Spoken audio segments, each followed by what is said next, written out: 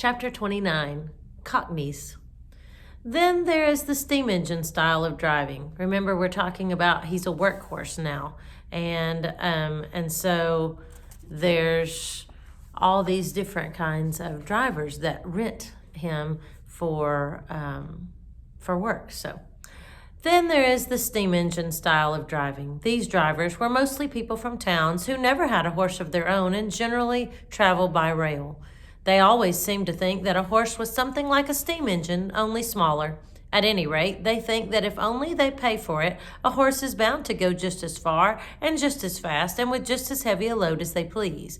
And be the roads heavy and muddy or dry and good, be they stony or smooth, uphill or downhill, it is all the same. On and on one must go, at the same pace, with no relief and no consideration.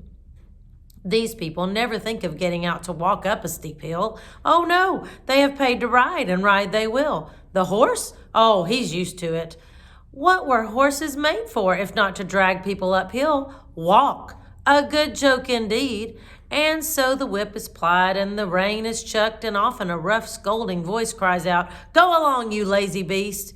And then another slash of the whip, when all the time we are doing our very best to get along, uncomplaining and obedient, though often sorely harassed and downhearted. This steam engine style of driving wears us up faster than any other kind. I would far rather go 20 miles with a good, considerate driver than I would go 10 with some of these. It would take less out of me. Another thing, they scarcely ever put on the brake, however steep the downhill may be, and thus bad accidents sometimes happen.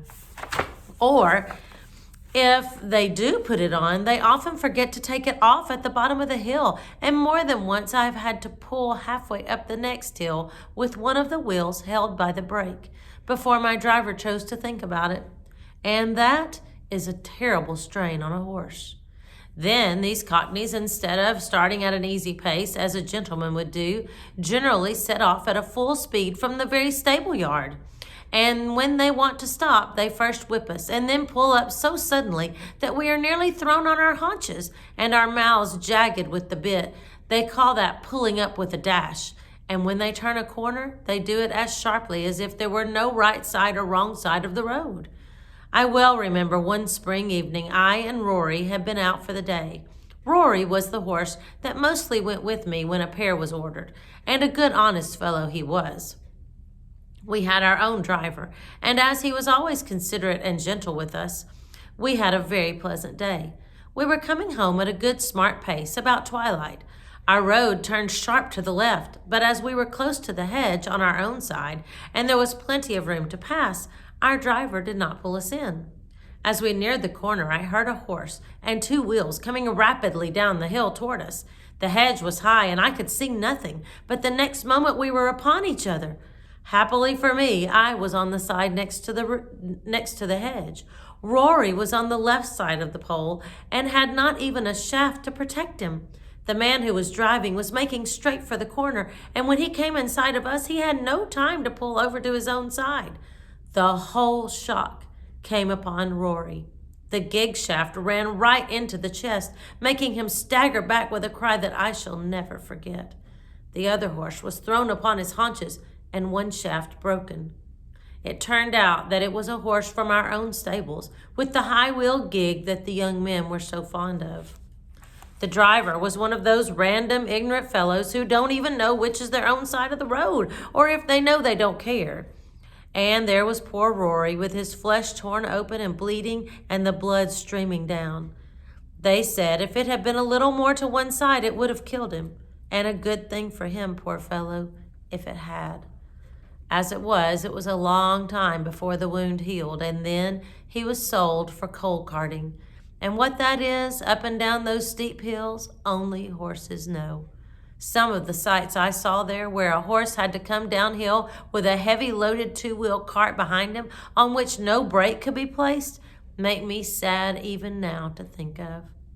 After Rory was disabled, I often went in the carriage with a mare named Peggy, who stood in the next stall to mine. She was a strong, well-made animal of a bright dun color, beautifully dappled and with a dark brown mane and tail. There was no high breeding about her, but she was very pretty and remarkably sweet-tempered and willing. Still, there was an anxious look about her eye, by which I knew that she had had some trouble.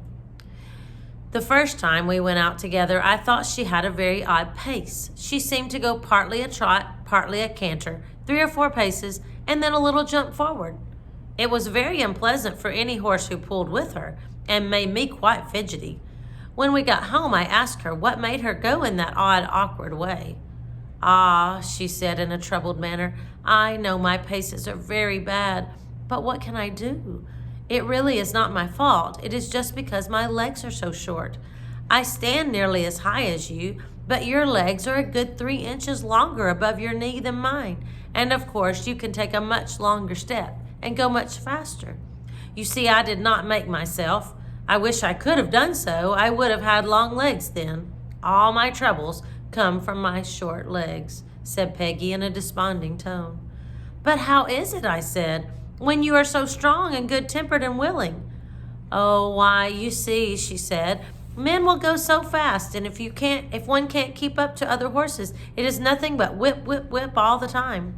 And so I've had to keep up as I could, and I've got into this ugly, shuffling pace. It was not always so. When I lived with my first master, I always went a good regular trot. But then he was not in such a hurry. He was a young clergyman in the country, and a good, kind master he was. He had 2 churches a good way apart, and a great deal of work, but he never scolded or whipped me for not going faster. He was very fond of me. I only wish I was with him now, but he had to leave and go to a large town, and then I was sold to a farmer. Some farmers, you know, are capital masters, but I think this one was a low sort of man. He cared nothing about good horses or good driving. He only cared for going fast. I went as fast as I could, but that would not do, and he was always whipping. So I got into this way of making a spring forward to keep up.